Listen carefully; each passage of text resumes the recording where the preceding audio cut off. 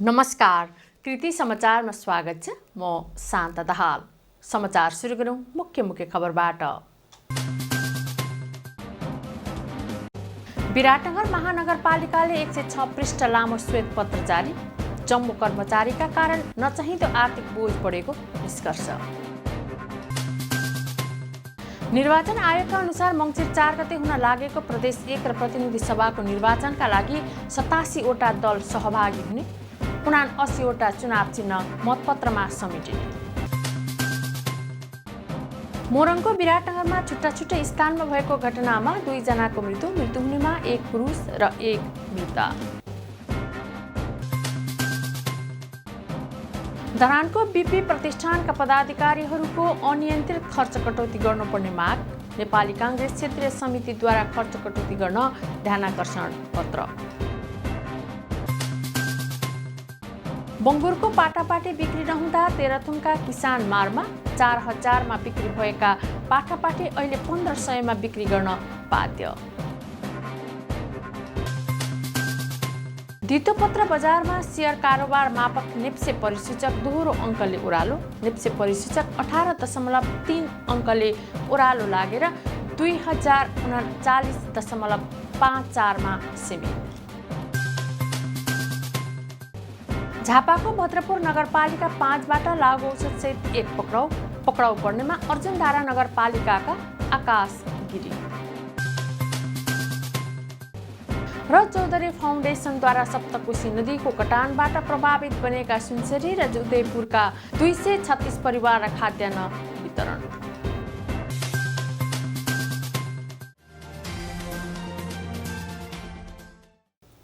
अब समाचार विस्तारमा। विराटनगर महानगरपालिकाले 106 पृष्ठ लामो श्वेत पत्र जारी गरेको छ। विराटनगर महानगरपालिकाका प्रमुख नागेश कोइरालाले बिहिबार महानगरपालिकामा पत्रकार सम्मेलन गरी श्वेत पत्र जारी गर्नुभएको हो। श्वेत पत्रमा आगामी कार्यदिशामा जम्मू कर्मचारी संख्याले बोझ बढेको जनाइएको छ।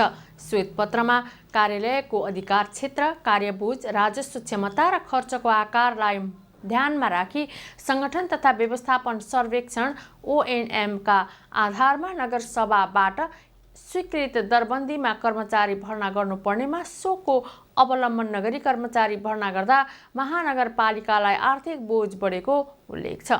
हाल महानगरमा 609 जना कर्मचारी रहेका छन्, जसमा 345 जना अस्थायी करारका कर्मचारी रहेको र कुल कर्मचारी मध्ये 276 जना श्रेणीविहीन स्तरका कर्मचारी रहेको उल्लेख छ। श्वेत पत्रमा कर्मचारीको संख्या धेरै भएको उल्लेख भए पनि दक्ष जनशक्ति र आवश्यक प्रकृतिको जनशक्तिको अझै कमी रहेको, वडा कार्यालयहरूमा अधिकृत स्तरका वडा सचिव र प्रशासनिक कर्मचारीको अभाव रहेको उल्लेख छ।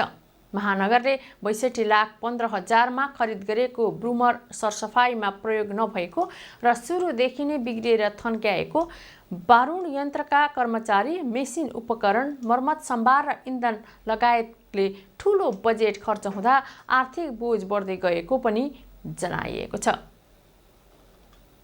निर्वाचन आयोगका अनुसार मङ्सिर 4 गते हुन लागेको प्रदेश र प्रतिनिधि सभाको निर्वाचनका लागि 87 वटा दल सहभागी हुने भएका छन्।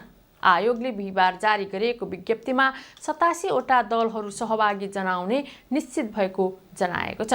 एकल तथा संयुक्त गरी 79 वटा चुनाव चिन्ह मतपत्रमा समेटिने भएको छ। आयोगले निर्वाचन प्रयोजनार्थ दल दर्ताका लागि तोकिएको समयावधिभित्र 80 वटा दल दर्ता निवेदन र एकल चुनाव चिन्ह लिई निर्वाचनमा भाग लिने प्रयोजनका लागि 4 वटा निवेदन गरी जम्मा 84 वटा निवेदन प्राप्त भएको थियो। राजनैतिक दलहरूबाट दर्ता हुन आएका निवेदन लगायत अन्य कागजातहरूको अध्ययन र जाँचबुझ गर्दा 79 वटा दलका निर्वाचन चिन्हहरू मध्येबाट मतपत्रमा कायम रहने गरी जम्मा सहभागी हुने दलको कुल संख्या 87 कायम गरिएको आयोजकका सहायक प्रवक्ता सूर्यप्रसाद अर्यालद्वारा जारी विज्ञप्तिमा उल्लेख छ। निर्वाचन प्रयोजनका लागि प्रदेश 1 मा 62 वटा दलका निर्वाचन चिन्ह मध्येबाट मतपत्रमा कायम रहने गरी जम्मा सहभागी हुने दलको संख्या 70 रहेको छ। मोरङको विराटनगरमा छुट्टा छुट्टै स्थानमा भएको दुर्घटनामा 2 जनाको ज्यान गएको छ। विराटनगर 11 रामपुर चोक स्थित केसरी निपेट वर्कसप कपडा फ्याक्ट्रीमा कार्यरत एक पुरुषको करेन्ट लागेर ज्यान गएको हो। ज्यान जानेमा विराटनगर 1 पोखरियाका 55 वर्षीय लाल बिहारी कामत रहेको जिल्ला प्रहरी कार्यालय मोरङका प्रवक्ता डीएसपी दीपक श्रेष्ठले जानकारी दिनुभयो। मेसिनबाट अचानक करेन्ट लागेर कामत गम्भीर घाइते भएका थिए। त्यस्तै कोशी लोकमार्ग अन्तर्गत विराटनगर महानगरपालिका 3 खार्जीमा अटो टेम्पोले ठक्कर दिँदा बाटो काट्दै गरेकी विराटनगर 12 की 77 वर्षीय हिमा निरौलाको मृत्यु भएको हो।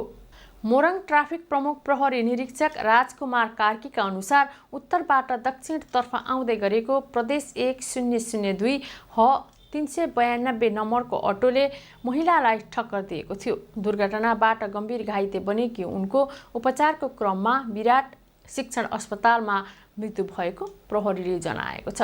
दुर्घटनामा संलग्न अटो चालक सुनसरीको इटहरी उपमहानगरपालिका 10 का 38 वर्षीय गौरव कुरुङहाङलाई नियन्त्रणमा लिएको छ।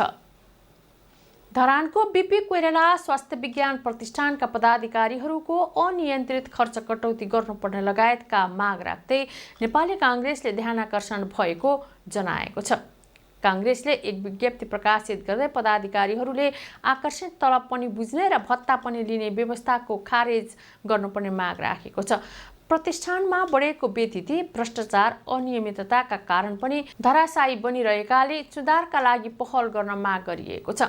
नेपाली काङ्ग्रेसका क्षेत्रीय सचिव एवं प्रवक्ता केशव पुरीले बुधबार 9 बुँदे मागपत्र पेश गर्दै ध्यानाकर्षण भएको जनाएको हो। ध्यानाकर्षण पत्रमा बीपीको उपचार शुल्क नेपाल सरकारका मातहतका अस्पताल सरह निर्धारण गर्नुपर्ने, उपचार शुल्क नागरिक वडापत्रमा जारी गर्नुपर्ने, पेइङमा हुने मोलमोलाइको अन्त्य गरिनुपर्ने, महिनौसम्म शल्यक्रिया ल्याब सेवा अन्तर्गत अल्ट्रासाउन्ड एक्सरे सेवा कुर्नुपर्ने बाध्यताको अन्त्य गरिनुपर्ने, सबै बिरामीको जाँचका रिपोर्ट अनलाइन व्यवस्था गरिनुपर्ने लगायतका माग छन्।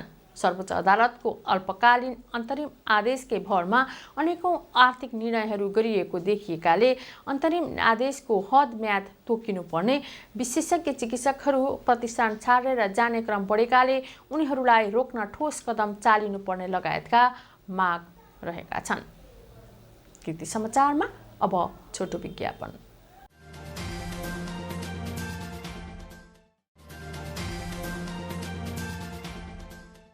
कृति समाचारमा पुनः स्वागत छ। अब बाँकी समाचार। बङ्गुरको पाटापाटी बिक्री नहुँदा तेह्रथुमका किसान मारमा पर्दै आएका छन्। बङ्गुर पालनबाट राम्रो आम्दानी लिँदै आएका किसानहरूले उत्पादन गरेको पाटापाटी बिक्री नहुँदा मारमा पर्दै आएका हुन्। गत वर्ष 4000 सम्ममा बिक्री हुँदै आएको बङ्गुरको पाठा यति बेला 1500मा बिक्री नहुँदा मारमा पर्दै आएको किसान माया लिम्बुले बताउनुभयो। एक सिजनमा बङ्गुरको पाटापाटी बिक्रीबाट मात्र 30 देखि 40 हजारसम्म आम्दानी लिँदै आएका थिए। स्थानीय तथा जिल्ला बाहिरको बजारहरूमा मूल्यमा 6 महिना यता गिरावट आएपछि किसानहरूले उत्पादन गरेको पाटापाटी बिक्री नै भएका छैनन्। गाउँका किसानहरूको आम्दानीको स्रोत नै बङ्गुर पालन भएकाले पाटापाटी बिक्री नहुँदा आर्थिक सङ्कट हुने गरेको किसानहरू बताउँदछन्।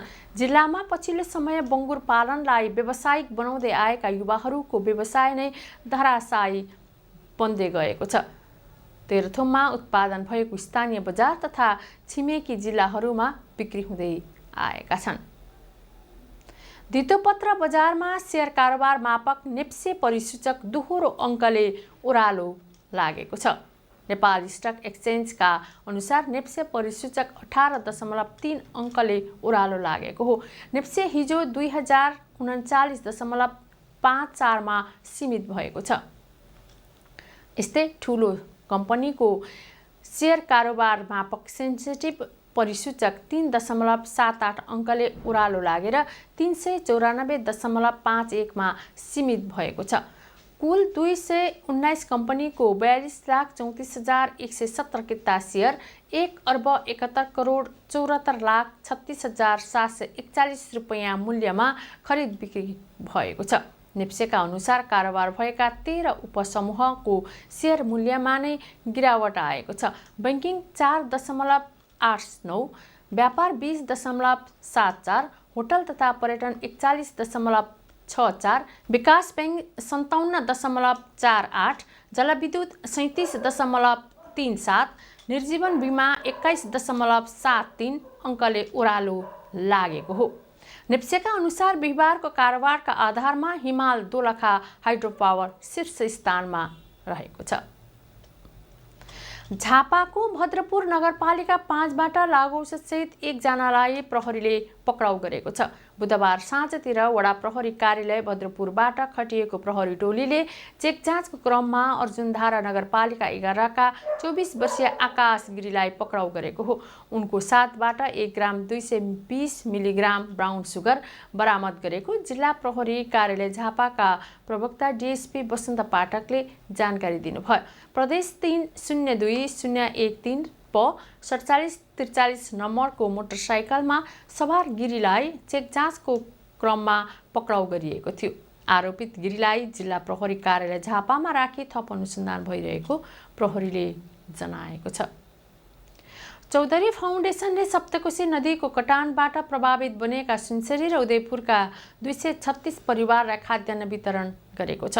फाउन्डेसनले संकल्प, सीबीआर नेपाल, करुणा फाउन्डेसन र एरिया प्यासिफिक अलायन्ससँगको सहकार्यमा खाद्यान्न वितरण गरेको हो। भदौ 4 गते बाढी कट्यान क्षेत्र बरहा क्षेत्रको वडा नम्बर 3 र 6 को 116 घरधुरीलाई खाद्यान्नसहित झुल र टर्च लाइट वितरण गरिएको थियो।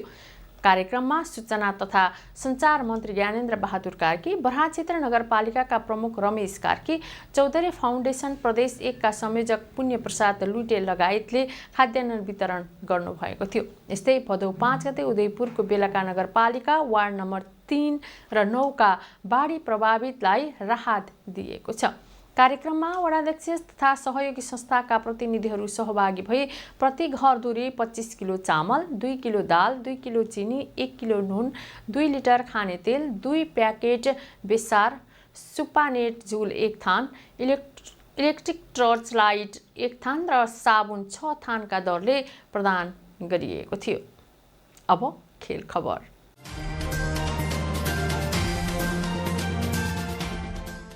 जेबी टुहुरे फाउन्डेसनको आयोजनामा आज हुन लागेको जेबी टुहुरे स्मृति सन्ध्या तथा स्रष्टा सम्मान कार्यक्रमलाई प्रचार प्रसार गर्ने उद्देश्यले प्रचारात्मक फुटसल खेलिएको छ। धरान 16 स्थित फुटसलमा आयोजित मैत्रीपूर्ण प्रतियोगिता नेपाल पत्रकार महासंघ सुनसरीको पत्रकार टोली र आयोजक टोली बीच प्रतिस्पर्धा भएको हो। जेबी टुहुरेको आज 10 गते मृत्यु भएको 1 वर्ष पुग्दैछ।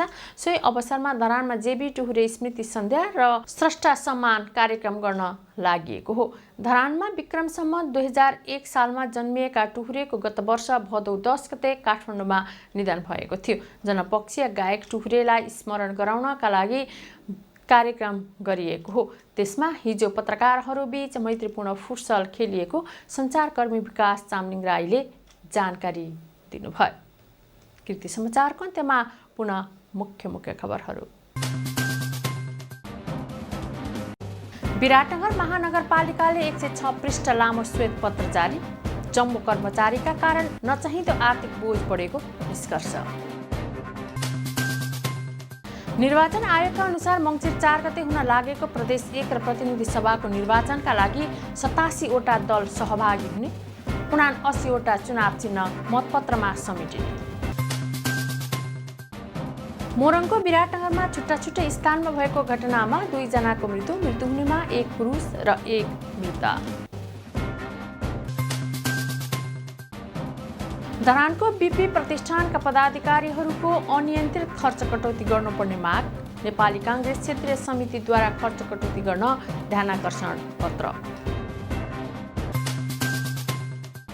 बङ्गुरको पाटापाटी बिक्री नहुँदा तेह्रथुमका किसान मारमा, 4000 मा बिक्री भएका पाटापाटी अहिले 1500 मा बिक्री गर्न बाध्य। धितोपत्र बजारमा सेयर कारोबार मापक नेप्से परिसूचक दोहोरो अङ्कले ओह्रालो, नेप्से परिसूचक 18.3 अङ्कले ओह्रालो लागेर 2039.54 मा सीमित। झापाको भद्रपुर नगरपालिका 5बाट लागु औषधसहित 1 पक्राउ, पक्राउ पर्नेमा अर्जुनधारा नगरपालिकाका आकाश गिरी र चौधरी फाउन्डेसनद्वारा सप्तकोशी नदीको कटानबाट प्रभावित बनेका सुनसरी र उदयपुरका 236 परिवार खाद्यान्न वितरण।